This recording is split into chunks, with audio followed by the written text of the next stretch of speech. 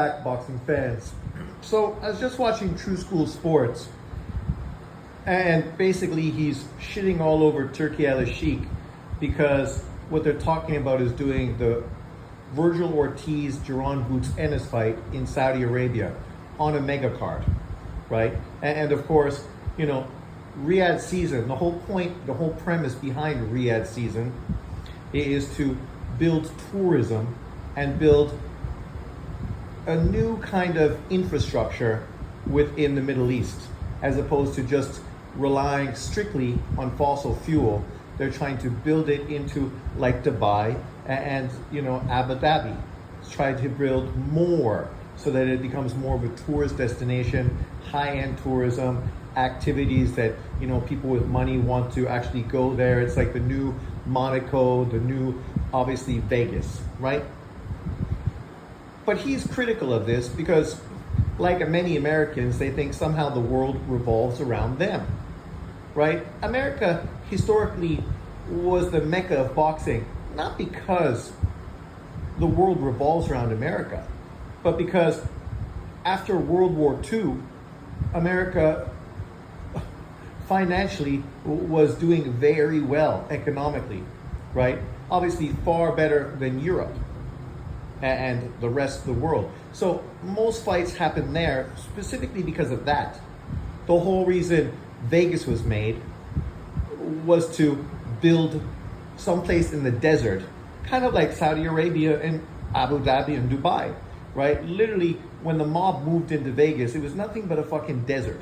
No one could understand why anybody would want to build anything there. And now, decades later, you know, Vegas is what Vegas is, right? This is what the Middle East is doing. The whole Monaco, Vegas, Macau type of thing there. Obviously, you know, it starts small and gradually grows and builds. Boxing is a foot in the door, but they're also doing golf, obviously football, and many other sports, right? But he's upset because he feels that somehow boxing is being taken out of America. But see, he's a young guy, and this kind of stupid mentality is not unusual for young people that haven't been around very long and sort of think that they see everything the way it truly is, yet in truth they don't really see anything. I mean, boxing used to be something that was very central to certain cities, where boxers were developed within those cities. They had great boxing communities, right? And because of that, you got like Philly fighter, New York fighter, you know, these things, these memes, these names, these became synonymous with fighters from these areas, right? Detroit, Kronk's gym fighters. But when Atlantic City, and then more so Vegas opened and wanted to pull big spenders to that place by giving them comp tickets and putting on events where obviously these people would be interested in going. And you know, this is why boxing ended up moving to Vegas, and primarily why Vegas took over the sport of boxing, because of casinos who exploited boxing as an entertainment to pull big spenders into Vegas to gamble and make them make money, which is why promoters went to Vegas, because they were guaranteed big money, that they didn't have to expend all the cash out of their pockets to put on big events. They knew the casinos would fund them, right? And what's going on in Saudi Arabia is no different than that, right? Historically, people were not so happy with what Vegas was doing because it was taking a lot of the boxing out of places like California, Philadelphia, you know, New York, New Jersey, places that, you know, had budding boxing communities, budding boxing promoters and events. But they couldn't compete with Vegas, with the big money the casinos were raking in and the ability for them to spend well above the norm to get these fights to happen there so that they had events to put on. This is just what's going on with Saudi Arabia. I mean, any big spender that was going to Vegas for all these events, they have no problem going to Saudi Arabia, just like they had no problem going to Morocco. They have no problem going anywhere for big events, because these people have no problem because they got lots of cash. For the average fan, we're still just going to be watching it on Sportsline, on apps and on TV. The only difference that this has with the American market is now boxing events will happen in the afternoon, not in the evening. But see, once again, True School Sports is too young to remember the days when this was not unusual, where Saturday and Sunday boxing primarily happened in the afternoon. Me being from Canada, East Coast time, right? Exactly the same as the States. Most of the boxing I watched was on Saturday and Sundays from 2 to 4 o'clock in the afternoon, right? That was a huge time to watch boxing. Obviously, you had Friday night fights, Tuesday night fights, Monday night fights, Wednesday night fights, depending on what promotional company and what network were doing it, there was boxing consistently going on. But a lot of these events weren't big. They weren't huge. They weren't pay-per-view. They weren't big money fights. They were a lot of low money fights, low budget fights, right? What's going on in Saudi Arabia is doing exactly what boxing needs right now, which is an influx of finance, them joining together with the Ring Magazine to finance Ring Magazine to sort of put some more energy into boxing globally, not specifically only in the American market. Obviously, Saudi Arabia, the market they really gear towards is the UK because they're on the same time frame, and the UK boxing community is just better than the American boxing community. A lot less racially division, not focused primarily on pushing racial narratives consistently, right? Mostly focused on boxing. Also, not only focused on big major fights, but also more localized fights, right? In the UK, they like the local fighter. They got a lot of support for fighters from their communities, and they have a whole fan base behind them, which historically was the norm in the States, but has really fallen off thanks to a lot of these promoters who take fighters out of their communities and have them fight in communities where they don't have a natural fan base. Ironically enough, he's upset because Boots Ennis, who literally just had 2 very successful events in Philadelphia. Thank you very much, DAZN and Matchroom and Turki Al Sheikh, for helping push these events. And now he's going to have a bigger money fight, because if you want to pay for this bigger fight, primarily the way you're going to justify this money is by doing it in Saudi Arabia. Because now the money is there to pull these fighters to Saudi Arabia for big events. Because those are the kind of events that get a lot of attention in the Middle East. If you just have mediocre, middle of the range type of fighters, it's not going to get that much attention. You can look at Latin Night that happened in Saudi Arabia. For me, a hardcore boxing fan, I thought it was great. But you could see that there wasn't much buzz around it because there wasn't any huge name fighters involved. Zerto's not a huge name. Other people on the card weren't huge names. And because of that, it just didn't get the same amount of buzz that other events they've done in Saudi Arabia have gotten. Even though it was still a great event, very deep, a lot of great fights, very entertaining for hardcore boxing fans. With Riyadh Season, Turki Al Sheikh, literally working with every single promoter in boxing, what he's doing is making it far easier to make fights happen. But yet people are upset with that. People are upset that with literally almost every boxer in the world is now able to make fights. Whereas, for the last 10 years, this has not been the norm. We've consistently had promotional companies that wouldn't work with each other and weren't able to make fights that we wanted to have, made us wait 5, 6, 7, 8 years before fights were able to be made. Now, with the influx of money from the Middle East, Turki Al Sheikh being a hardcore boxing fan that wants to make the fights he wants to make, the fights he wants to see, literally this is making those fights happen. But people like this are not happy with it because what? Oh, I know he's moved to Vegas and he's hoping to follow in his, friend Sean Zettel's footprints and live in Vegas and, interview all these boxers and be at the events and do that. And of course now with Turki Al Sheikh pulling some fights out of the States, primarily out of Vegas, you don't have as much fights available, but it doesn't matter because most of these fights wouldn't have fucking happened anyway. The chances of Boots Ennis and Virgil Ortiz happening at this time in 2025 is fucking almost a 0% chance of happening if it wasn't because of Saudi Arabia.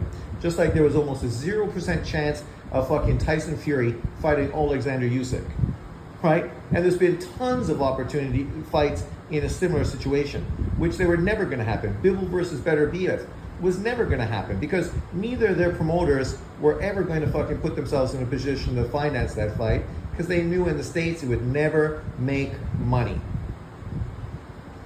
But these guys are upset because fights that never would have happened are now being made thanks to Turki Al Sheikh's hardcore boxing mentality, the finances he has behind him to actually pay fighters the amount of money necessary to actually get them in the ring for you and me to enjoy fights, whereas we would probably wait 4, 5, 6 years, maybe potentially never get to see these matchups if it wasn't for this money,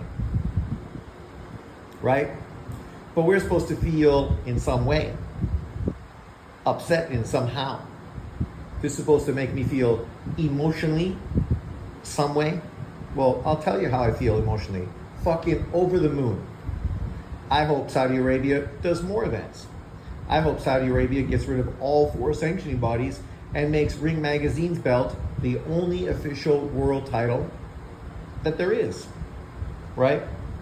I hope they get rid of CompuBox and makes that AI fucking CompuBox system the only system that people use. And I hope they continue to work with every promoter around the world to make great fights in boxing. And if this means Tank Davis and Canelo Alvarez don't want to work with Turki Al Sheikh, who gives a fuck? Those guys, specifically Tank Davis, were never going to give us fights we wanted anyway. So I'm not holding my breath that he's going to give us the fights we want anytime soon.